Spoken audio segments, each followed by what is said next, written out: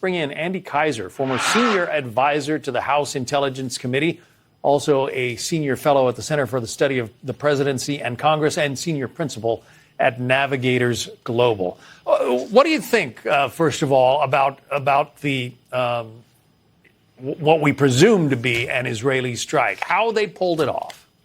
Yeah, John, this is an absolutely fascinating operation where, according to media reporting anyway, the Israelis created cutouts over a years-long effort, cutouts in Hungary, fake companies dealing with a legitimate company in Taiwan to procure these sort of low-level communication devices that Hezbollah was using. It appears they got their hands on those, brought them back to Israel, implanted highly explosive devices, and then compromised the cybersecurity of those devices, and were able to control them, killing some 30 operatives in Lebanon, in Hezbollah leadership and fighter networks. In doing that, all the while, they were undetected, and it was, a highly successful effort. Kudos to them. A number of the people have been injured, but from an intelligence standpoint, the other thing the Israelis accomplished is now they know who these people are. I mean, Hezbollah handed out the pagers, and when the pagers blew up, essentially, they've been tattooed now as Hezbollah operatives. That's right, and the fact that they mapped that network and they had exquisite intelligence on Hezbollah has to make them shudder.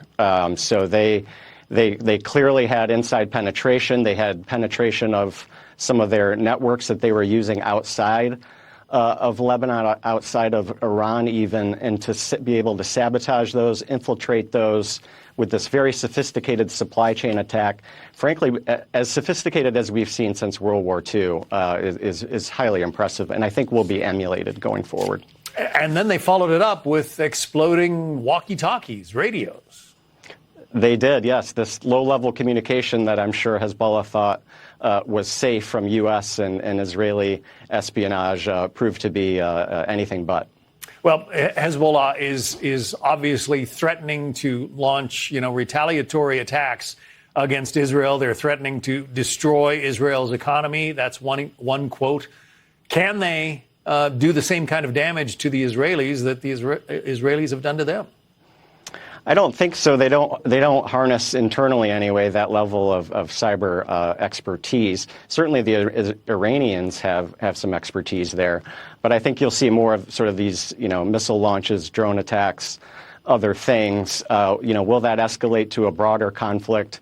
I actually think neither side has that interest, which is a good thing, to sort of keep that in the box, as it were. But clearly, the Israelis are leaving no option off the table, and this was something they had planned for years and pulled the trigger here recently. For either they were worried that it could be the operation itself could be compromised, or they just felt like the time was right. But awfully interesting development in the Middle East. But could there be blowback? I'm just wondering if, down the road, do we in the United States have to worry about, exploding devices that some enemy somehow manages to send in a box to our consumers?